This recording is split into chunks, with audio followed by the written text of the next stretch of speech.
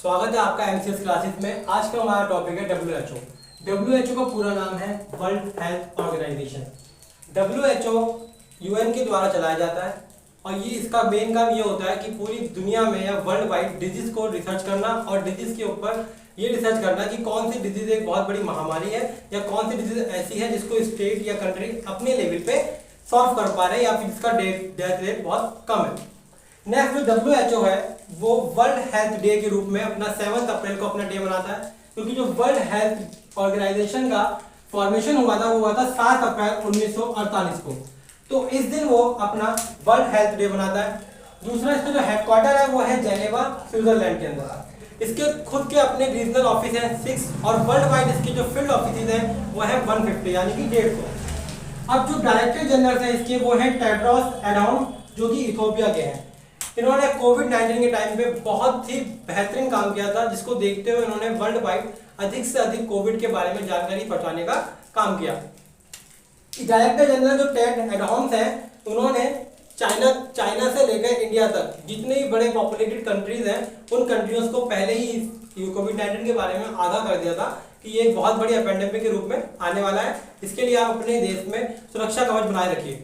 Next है budget. इसका जो बजट है वो 7.96 बिलियन यूएस डॉलर है, जो कि 2020 से लेकर 2021 के बीच में रहा। यानी कि एक साल में यूएन ने डब्ल्यूएचओ का बजट बनाया वो 7.96 बिलियन यूएस डॉलर बनाया।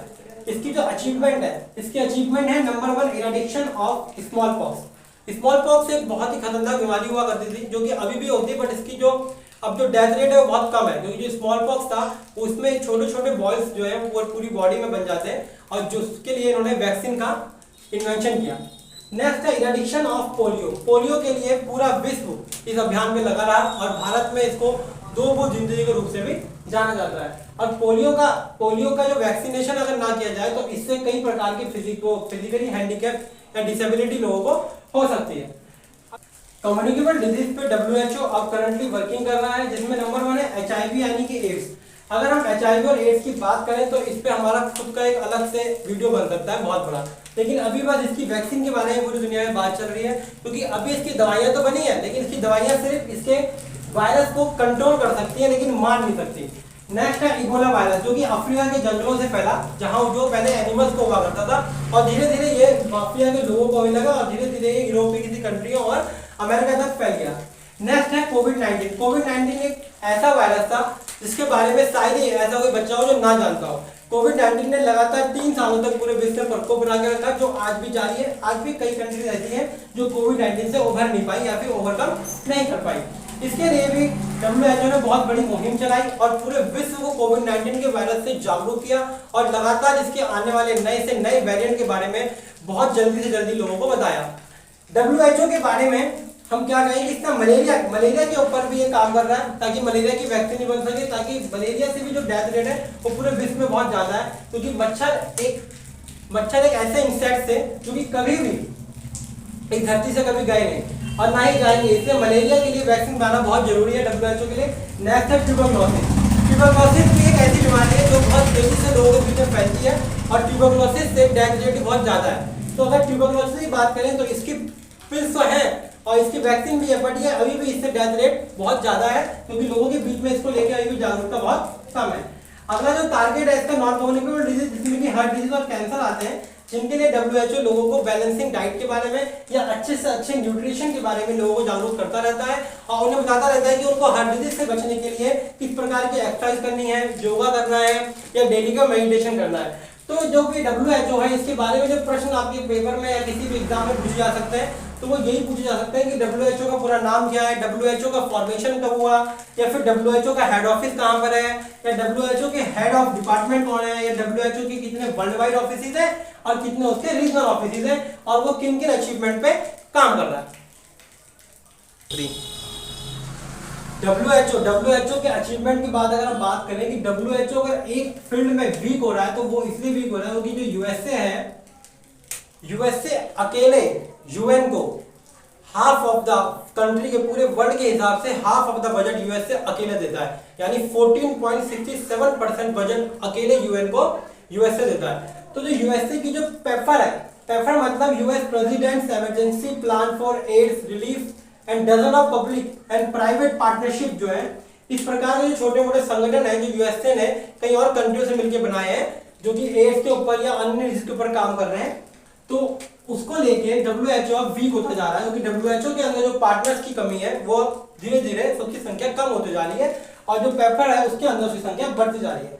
डब्ल्यूएचओ ने इसको भी देखा है कि जो ड्रग्स, नार्कोटिक ड्रग्स जो है वो पूरे वर्ल्ड में धीरे धीरे बढ़ता जा रहा है। ड्रग्स का धंधा या ड्रग्स से रिलेटेड जो डिजीज है वो बढ़ती जा रही है। युवाओं के अंदर ड्रग्स का एक अपना अलग ही फेम चल रहा है, जिसके कारण युवा जो है वो पूरी तरीके से नशे की लत में पढ़ते जा रहे हैं। तो उसको देख के डब्ल्यूएचओ ने 2 प्रोग्राम शुरू करे। Single convention on narcotic drugs 1961 में शुरू किया था, एक कन्वेंशन ऑन साइकोट्रोपिक सब्सटेंसेस।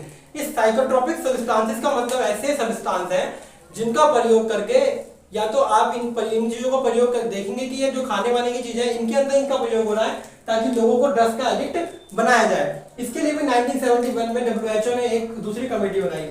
इन सब कमेटियों इन सब को के ऊपर उसने एक कमेटी बनाई, ईसीडीडी। ईसीडीडी का मतलब है expert committee of drugs disease. इसका कमेटी का काम यह है कि वो ड्रग्स से रिलेटेड डिजीज के बारे में दुनिया को बताए और उनके हेल्थ के बारे में उनको रिलेट करे।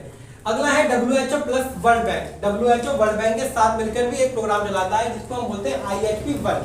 IHP-1 एक इंटरनेशनल हेल्थ पार्टनरशिप है जिसमें वो वर्ल्ड बैंक उसको कुछ बजट देता है डब्ल्यूएचओ को ताकि वो हेल्थ से रिलेटेड डिजीज को पूरी दुनिया में सॉल्व कर सके। और अधिक से अधिक जो कंट्री या गरीब कंट्री है जहाँ पे हेल्थ की पूरी सुविधा नहीं है, लोग वहाँ छोटी मोटी डिजीज से भी अपने इलाज नहीं करा पाते हैं और कोविड-19 में वहाँ जैसे कोविड-19 जैसी एपेंडेमिक्स आ जाती हैं, इबोला वायरस जैसा एपेंडेमिक आता है, तो ऐसी अफ्रीका में कई ऐसी सिटीज हैं या स्टेट है जहाँ के लोग बहुत गरीब हैं। उन लोगों के बजाय इलाज के लिए डब्ल्यूएचओ डॉक्टर्स से लेके पूरी हेल्थ की टीम वहाँ भेजता है और वहाँ के लोगों को डिजीज फ्री करवाता है। तो डब्ल्यूएचओ के अंदर जो सबसे मेन रोल निभा रहे हैं इस टाइम वो 2 कंट्री निभा रही है, एक है अमेरिका और दूसरी है चाइना।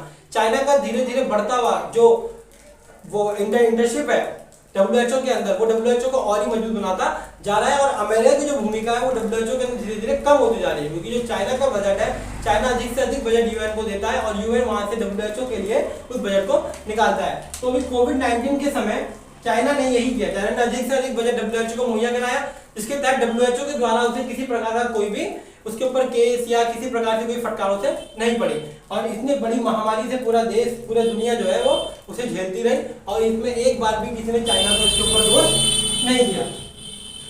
डब्ल्यूएचओ की अगर हम बात करें तो डब्ल्यूएचओ को यूपीएससी के पर्पस के साथ साथ जनरल नॉलेज के लिए भी जाना जाता है, क्योंकि डब्ल्यूएचओ के बारे में जितना अधिक हम लोग जान लें उतना हमारे पेपर्स में एग्जाम में 12th क्लास की या 11th क्लास या फिर यूपीएससी से एग्जाम में काफी मदद मिलेगी।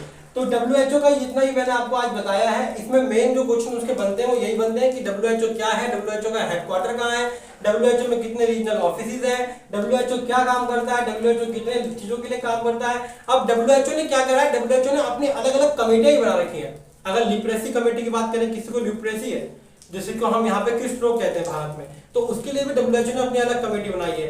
सर्जरियों के लिए अलग कमेटी बनाई है, जिसकी सर्जरी के दौरान अगर जिनकी डेथ हो जाती है उसका भी वो लिस्ट पूरी मांगता है डब्ल्यूएचओ। नेक्स्ट है कि डब्ल्यूएचओ ने अलग अलग जैसे वुमेन वर्किंग के लिए बनाई है, चाइल्ड हेल्थ के लिए बनाई है, अलग अलग कमेटियां बना रखी है जिनका काम है कि चाइल्ड से रिलेटेड हेल्थ के बारे में जानकारी देना, वुमेन से रिलेटेड हेल्थ के बारे में जानकारी देना और इनके बारे में उनको अधिक से अधिक जागरूक करना। तो आज का हमारा ये टॉपिक डब्ल्यूएचओ आज यहीं खत्म होता है। धन्यवाद।